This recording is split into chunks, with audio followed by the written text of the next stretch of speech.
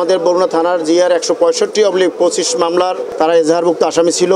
এই মামলাটা ছিল আমাদের জেলা বিএনপি অফিসে নাশকতার উদ্দেশ্যে আমাদের জেলা বিএনপি ভাঙচুর এবং তৎকালীন আমাদের সাবেক রাষ্ট্রপতি এবং সাবেক প্রধানমন্ত্রী বেগম খালেদা জিয়ার ছবি ভাঙচুর এবং অগ্নিসংযোগ এবং অন্তর্ঘাতমূলক কার্যকলাপ ঘটাইছে রাষ্ট্রের সম্পত্তি নষ্ট করার।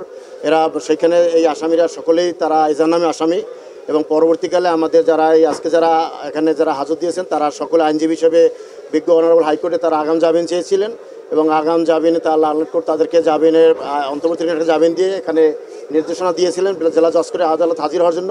সেইভাবে তারা আজকে হাজির হয়ে তারা জামিনে প্রার্থনা করছিলেন।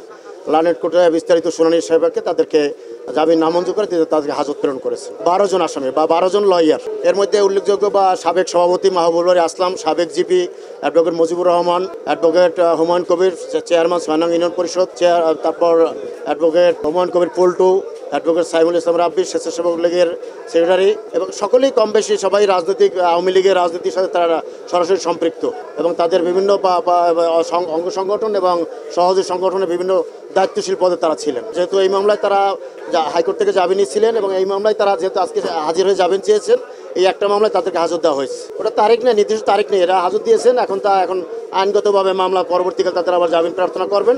হয়তো এখানে জামিন তারা চাইতে পারেন অথবা অনারেবল হাইকোর্ট যেতে পারেন। এটা আসামিদের ব্যক্তিগত ব্যাপার।